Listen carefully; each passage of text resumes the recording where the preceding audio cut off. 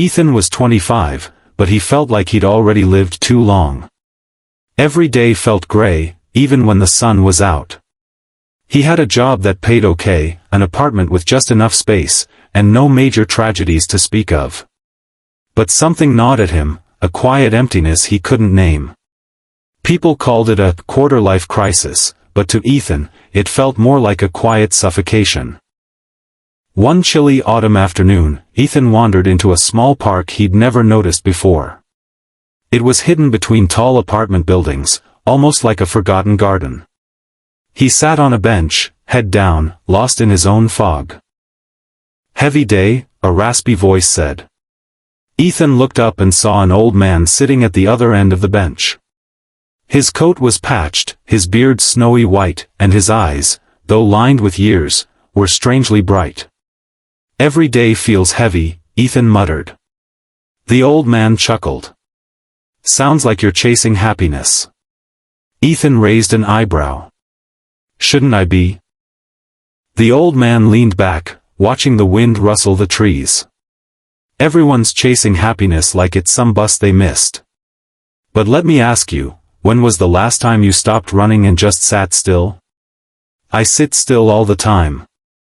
"Doesn't help." "No, you sit, but your mind's still sprinting." Ethan frowned. "What does that even mean?"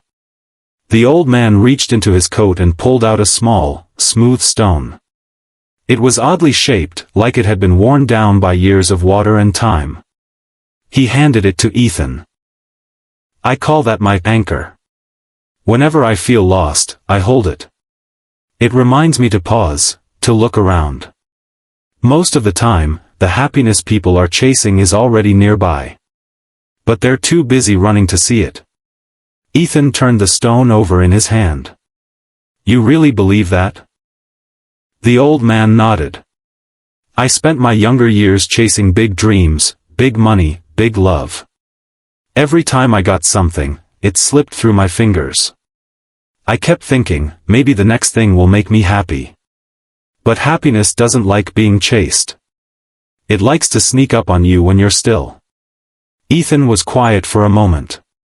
The wind was cold, but for some reason, he didn't feel it so sharply anymore. "Did you ever find it? Happiness?"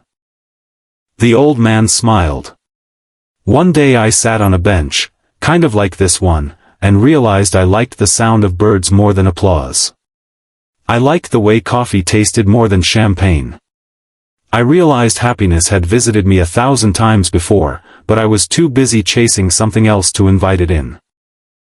They sat in silence for a while, the city moving around them. Ethan felt the weight in his chest shift, not disappear, but loosen a little. When he looked up again, the old man was gone. Only the stone remained in Ethan's palm. He went back to that bench every week, not to chase happiness, but to let it find him. Sometimes, it came in the form of a stranger's smile, the laughter of children playing nearby, or the feel of wind against his face. And sometimes, it didn't come at all. But Ethan learned to sit still. And somehow, that made all the difference.